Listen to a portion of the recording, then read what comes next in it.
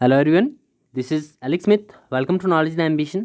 स्वागत है आपका क्लर्क एग्जाम की इस सीरीज़ में, जिसका पार्ट 4 हम आज डिस्कस करने वाले हैं।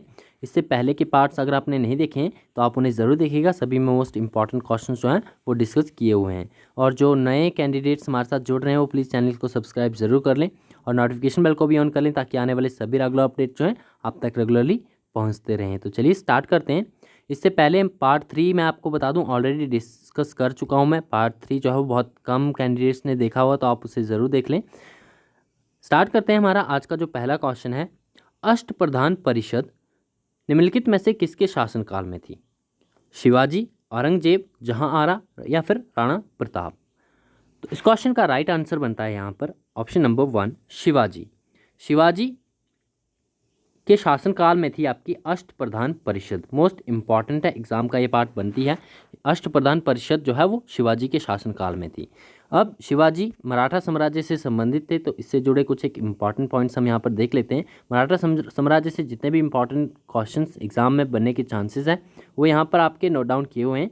पहली बात आपके शिवाजी की करते हैं। शिवाजी जिनके शासनकाल में जो है वो अष्टप्रधान परिषद थी, और इस अष्टप्रधान का जो सदस्य विदेशी मामलों की देखरेख करता था उसे सुमंत कहा जाता था। ये आपको पॉइंट ध्यान में रखना है। अष्टप्रधान परिषद में जो सदस्य विदेशी मामलों की देखरेख करता था उसे सुमंत कहा जाता था। नेक्स्ट है, शिवाजी और मुगलों के बीच में जो है वो पुरंदर की संधि हुई थी। तो पुरंदर की संधि आपको ध्यान में रखनी है, शिवाजी और मुगलों के बीच में हुई थी। नेक्स्ट इंपॉर्टेंट है, पेशवा बाजीराव द्वितीय और अहमद शाह अब्दाली के बीच में जो है वो पानीपत का तृतीय युद्ध हुआ था। 1761 थर्ड बैटल ऑफ पानीपत, ये पेशवा बाजीराव द्वितीय और अहमद शाह अब्दाली के बीच में हुई थी। शिवाजी सबसे अधिक जो है वो अपनी माता जीजाबाई से प्रभावित थे। तो ये भी मोस्ट इंपॉर्टेंट है, ये भी एग्जाम का पार्ट बनता ही है। शिवाजी जो है अपनी माता जीजाबाई से सबसे अधिक प्रभावित थे। नेक्स्ट है, शिवाजी के संरक्षक एवं राजनीतिक गुरु, तो वो कौन थे? दादाजी कोंडदेव। नेक्स्ट है, मराठा राज्य संघ, जो आपका मराठा राज्य संघ था, इसकी स्थापना जो है वो बालाजी विश्वनाथ के समय हुई थी। नेक्स्ट है आपकी सरेजामी प्रथा, तो ये भी मोस्ट इंपॉर्टेंट है, इसे भी ध्यान रखिएगा। सरेजामी प्रथा जो थी ये मराठाओं के भू राजस्व व्यवस्था से संबंधित थी। तो ये सभी पॉइंट्स आपको मराठा साम्राज्य से ध्यान में रखने हैं। नेक्स्ट क्वेश्चन पूछा गया है, कुछ एक और पॉइंट्स हैं यहाँ पर आपसे। आपके शिवाजी का अंतिम सैन्य अभियान, तो शिवाजी का अंतिम सैन्य अभियान जो था वो कर्नाटक अभियान था। मराठा शासन में जो है वो सर ए नौबत का अर्थ क्या था? तो सर ए नौबत मराठा साम्राज्य में ये कहा जाता था सेनापति को। और शिवाजी की आय का मुख्य साधन जो था वो चौथ था। इसके अलावा मराठा साम्राज्य से इम्पॉर्टेंट जो है वो झलकी की संधि है। झलकी की संधि आपकी निज़ाम ऑफ हैदराबाद के निज़ाम और बालाजी बाजीराव के मध्य हुई थी। इंपॉर्टेंट दो युद्ध हैं, खेड़ा के युद्ध और पालखेड़ा के युद्ध। तो खेड़ा के युद्ध जो था वो 1707 ईस्वी में हुआ था, और पालखेड़ा के युद्ध जो है वो 1728 ईस्वी में हुआ था। नेक्स्ट क्वेश्चन है, सूफी संत ख्वाजा मोइनुद्दीन चिश्ती किसके शासनकाल में भारत आए थे? पृथ्वीराज चौहान, कृष्णदेव राय, देवराज प्रथम या फिर देवराज द्वितीय? तो इस क्वेश्चन का राइट आंसर है आपका ऑप्शन नंबर 1, पृथ्वीराज चौहान। सूफी संत थे ख्वाजा मोइनुद्दीन चिश्ती, ये पृथ्वीराज चौहान के शासनकाल में जो है वो भारत में आए थे। इसके अलावा चिश्ती समुदाय से हम यहाँ पर इंपॉर्टेंट पॉइंट्स देख लेते हैं। भारत में सबसे अधिक चिश्ती सिलसिले शेख मोइनुद्दीन चिश्ती ने स्थापित किए थे। मोस्ट इंपॉर्टेंट है, सबसे अधिक चिश्ती सिलसिले जो थे वो शेख मोइनुद्दीन चिश्ती द्वारा ही स्थापित किए गए थे।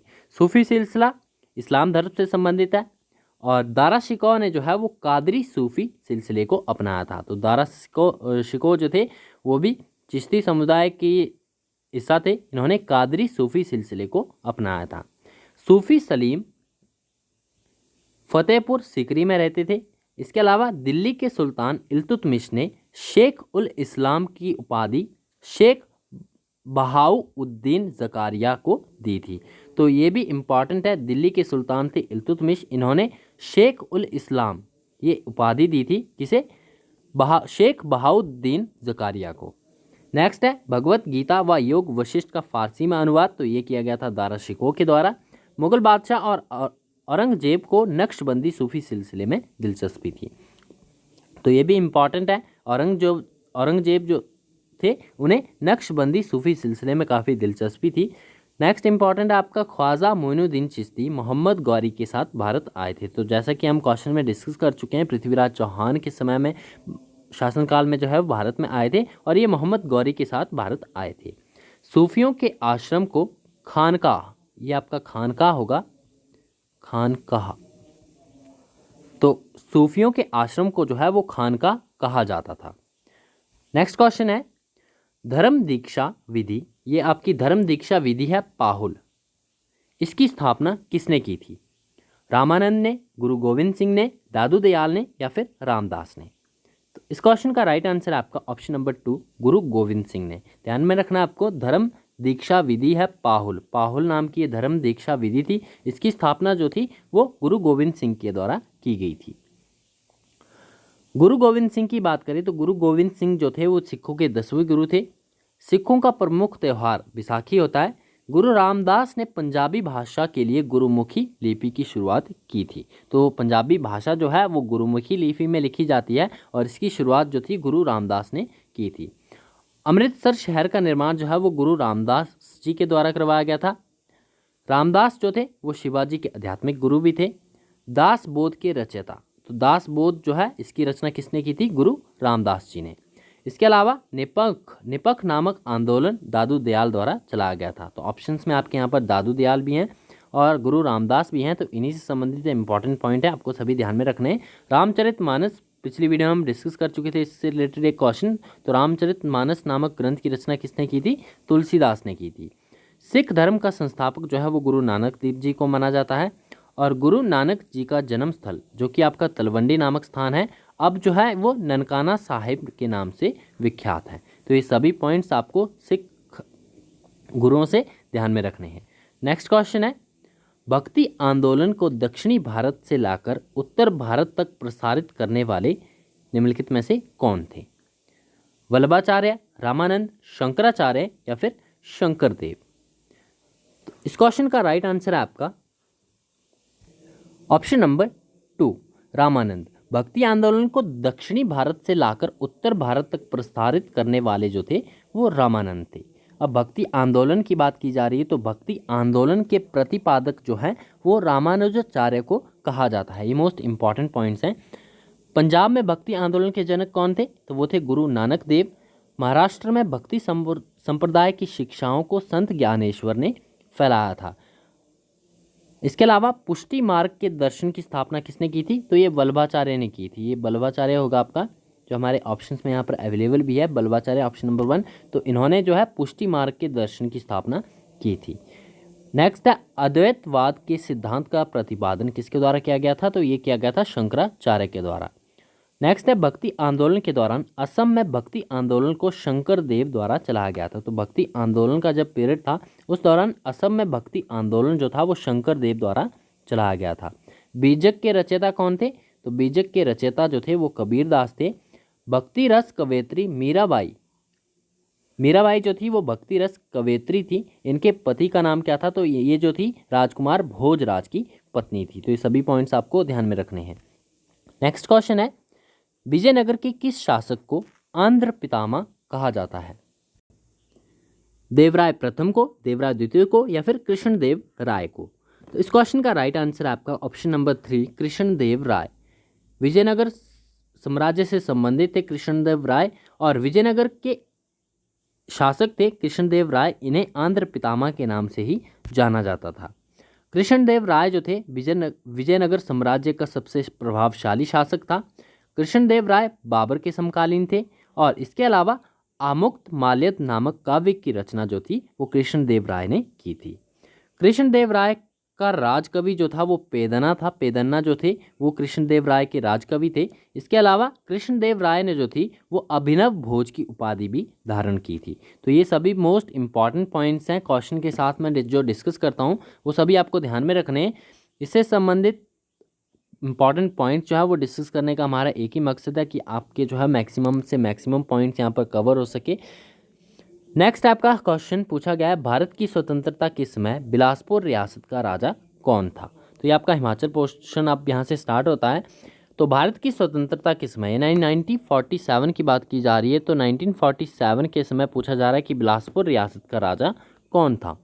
तो इसका राइट आंसर होगा आपका ऑप्शन नंबर 1 आनंद चंद। आनंद चंद जो थे वो भारत की स्वतंत्रता के समय बिलासपुर रियासत के राजा थे। इसकी एक्सप्लेनेशन यहाँ पर दी गई है। आनंद चंद जो थे वो 1928 से लेकर 1948 तक बिलासपुर के राजा रहे। आनंद चंद महात्मा गांधी के शिष्य भी थे और आनंद चंद बिलासपुर रियासत के अंतिम शासक भी थे। बिलासपुर को भारत में विलय का विरोध करते थे पहले ये, और स्वतंत्र अस्तित्व के पक्षधर थे। बिलासपुर को 9 अक्टूबर 1948 को जो है वो ग श्रेणी का राज्य बनाया गया और 12 अक्टूबर को आनंद चंद को बिलासपुर का पहला मुख्य आयुक्त बनाया गया था। उसके बाद जो है 2 अप्रैल 1949 को श्रीचंद छाबड़ा बिलासपुर के दूसरे मुख्य आयुक्त बने। तत्पश्चात 1 जुलाई 1954 ईस्वी को हिमाचल प्रदेश में 5वें जिले के रूप में विलय कर दिया गया है बिलासपुर का, और राजा आनंद चंद जो थे वो लोकसभा में निर्विरोध चुने गए थे। वर्ष 1957 में हिमाचल प्रदेश तथा वर्ष 1964 में बिहार से राज्यसभा के लिए राजा आनंद चंद जो थे वो चुने गए थे। तो राजा आनंद चंद जो है वो काफ़ी इम्पॉर्टेंट है, कई बार इनसे संबंधित प्रश्न जो है वो एग्जाम में बनता ही बनता है, तो आप इन्हें जो है वो ध्यानपूर्वक पढ़िएगा। नेक्स्ट क्वेश्चन है, बिलासपुर के उत्तर में हमीरपुर तथा उत्तर पश्चिम में डैश स्थित है। अब बिलासपुर की ज्योग्राफिकल जो आपका डिवीज़न है उसके हिसाब से आपको बताना है कि उत्तर में जो है बता दिया गया है कि उत्तर में जो है आपका हमीरपुर पड़ता है, और उत्तर पश्चिम में इनमें से क्या स्थित है, सोलन, ऊना, कांगड़ा या फिर मंडी। तो इसका राइट आंसर है आपका यहाँ पर ऑप्शन नंबर 2 ऊना। बिलासपुर की बात की जा रही है तो बिलासपुर जिला जो है हिमाचल प्रदेश के दक्षिण पश्चिम में स्थित है। ये इंपॉर्टेंट पॉइंट है, आपको ध्यान में रखने हैं। हिमाचल प्रदेश का जिला बिलासपुर जो है वो दक्षिण पश्चिम में स्थित है। इसके पूर्व में, बिलासपुर के पूर्व में जो है वो मंडी और सोलन स्थित है, दक्षिण में सोलन स्थित है, पश्चिम में पंजाब है, और उत्तर में हमीरपुर और मंडी तथा उत्तर पश्चिम में जो है वो ऊना जिला स्थित है। इसके अलावा सतलुज नदी जो है वो बिलासपुर को 2 भागों में बांटती है। तो ये भी पूछा जाता है एग्जाम में कि कौन सी नदी जो है वो बिलासपुर को 2 भागों में बांटती है, तो वो सतलुज नदी है। नेक्स्ट क्वेश्चन है, बिलासपुर जिले में सतलुज नदी की सबसे बड़ी सहायक नदी कौन सी है। तो बिलासपुर जिले में जो है वो सतलुज नदी की मुख्य रूप से ये 3 जो यहाँ पर दी गई है, गंबर खड्ड, सीर खड्ड और अली खड्ड जो है, ये 3 ही सहायक नदियाँ हैं मुख्य रूप से। तो आपको बताना है कि इनमें से सबसे बड़ी सहायक नदी कौन सी है। तो इसका राइट आंसर आपका ऑप्शन नंबर 2 सीर खड्ड। सीर खड्ड जो है वो बिलासपुर में सतलुज नदी की सबसे बड़ी सहायक नदी है। सतलुज नदी जो है वो कसौल से बिलासपुर में प्रवेश करती है और नैला गांव जो कि आपका भाखड़ा के पास पड़ता है, यहाँ से बिलासपुर को छोड़कर पंजाब में प्रवेश कर जाती है। बिलासपुर जिले में जो है वो गंबर खड्ड, सीर खड्ड और अली खड्ड सतलुज की प्रमुख सहायक नदियां हैं। और जैसा कि मैं आपको बता चुका हूं कि जो सीर खड्ड है वो बिलासपुर में सतलुज नदी की जो है वो सबसे बड़ी सहायक नदी है। नेक्स्ट क्वेश्चन है, 1883 ईस्वी के आसपास जुग्गा आंदोलन जिसमें कुछ किसानों ने आत्मदाह किया किस रियासत में हुआ था। गुलेर में, सिरमौर में, कहलूर में या फिर बुशहर में। तो इस क्वेश्चन का राइट आंसर है आपका ऑप्शन नंबर 3 कहलूर में।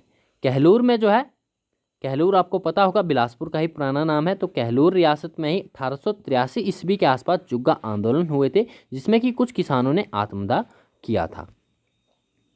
कहलूर रियासत की स्थापना जो है वो बीरचंद द्वारा की गई थी, और इसके अलावा शशि वंश विनोद, इसे जो है वो बिलासपुर के राजा हीराचंद के समय रचा गया था। हीराचंद जो है वो बिलासपुर के काफ़ी महत्वपूर्ण राजा थे। इन्हीं के शासनकाल के दौरान जो है वो शशि वंश विनोद की रचना की गई थी।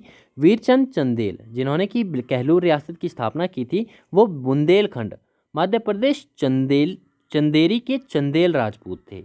और रामू वजीर और साहिब अमर सिंह वजीर जो थे वो कहलूर रियासत से संबंध रखते थे। तो रामू वजीर और साहिब अमर सिंह वजीर, ये भी एग्जाम का पार्ट जो है वो बन चुके हैं, ये कहलूर रियासत से संबंध रखते थे। तो ये सभी पॉइंट आपको ध्यान में रखने हैं।